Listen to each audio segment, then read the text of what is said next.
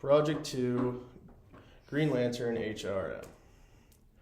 How would you change the selection process for Green Lantern going forward? Previous way, the ring would choose the Green Lantern, just like it did with Hal Jordan. New ways of hiring would be behavioral assessments structured around the past Green Lanterns and the tasks that they had to go through.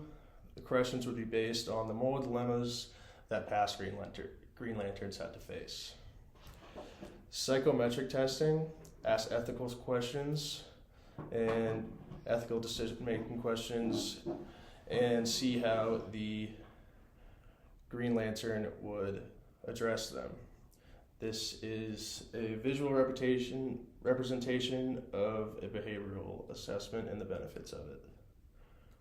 Slide 2. Objective 2 is the parallax training. Some training techniques I would suggest for the Lanterns would be mental fortitude training, such as simulations that induce fear to help build mental strength and facing their fears head on. They could also try team meditation routines, since meditation is a great exercise for grounding the mind, as well as keeping a laser focus for anything that the parallax could throw at them. Simulations on situational awareness, like simulation battles against the parallax that would put their awareness to the test, as well as unique scenarios in decision-making skills. And it would be good to incorporate an escape or backup plan, because having a good way out and making it out is better than being defeated by the opponent. And there's also a graphic of the strategies for strengthening mental fortitude. Okay, so the Guardians saw Oliver as a reckless and unrefined based on his background as a wealthy vigilante and human. Their rigid alien-centric views prioritized tradition over diversity and overlooked his bravery and leadership.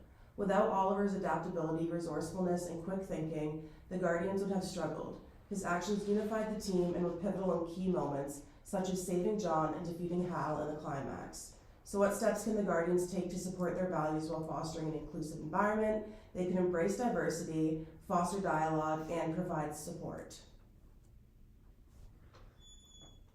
So for Objective 4, I analyzed the Green Lantern Corps using the job characteristic model.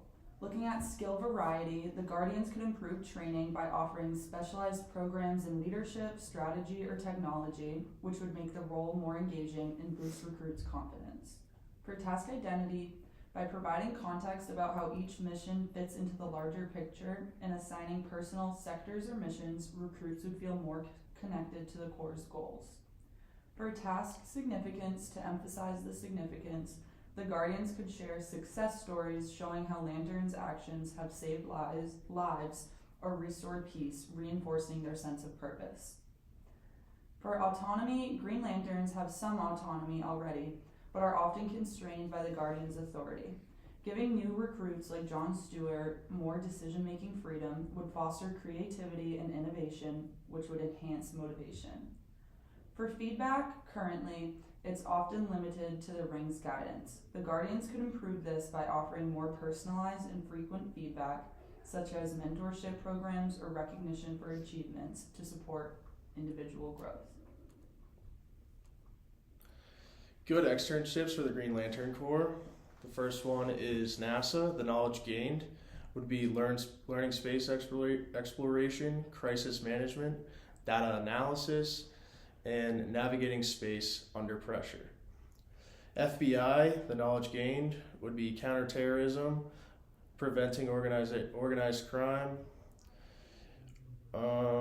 manage sensitive information. Starfleet from Star Trek, knowledge gained would be cultural sensitivity, ethical decision making, complex moral decisions, and maintaining peace. Objective 7 is the termination process, and first, progressive discipline moving forward would be something such as a code of conduct, which implementing progressive discipline moving forward and having the code of conduct and clear punishment guidelines if the code is violated. Next is event logs, which they should implement to keep track of all events that happen throughout everybody in the Corps. And then also implementing disciplinary actions if there is mishaps and if they break rules that are in the code of conduct. And then the firing process should start with a strip of the power ring for the lantern so they no longer can have powers. They should also be indicted to a fair trial with all the rest of the lanterns to see what happened. And then cut off all sign-in abilities so they can't access the internal stuff so that they can't like retaliate on the Corps for firing them. And then also having support systems for mental health moving forward after being fired. And then how does the Green Lantern stack up against a common worker? First is the similarities, fair trials, stripped of titles, and support systems, all like you would for an average firing. And then the differences would be levels of power, security levels, and social statuses. There's a lot levels to the things that the Green Lantern Corps does compared to like an average worker. And then some risks of firing a lantern would be retaliation and reputation loss. And then how do the differences influence approach? With the differences in levels of security and power included with being a lantern, many more security risks should be evaluated when terminating a lantern. The differences make it much more difficult to fire a lantern over a common worker since these concerns are not prevalent with the common worker. Risk management. First thing, retaliation. There's a lot of power being stripped that could make someone very upset and want to get back at the people who took it from them. And then with reputation, if there's like a high value or trusted member of the Corps that ends up being fired for something, it could backfire on them thinking that maybe they've been pushing other things under the rug. The oath.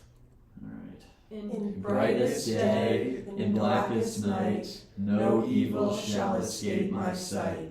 Let those who worship evil's might beware my power, Green Lantern's light.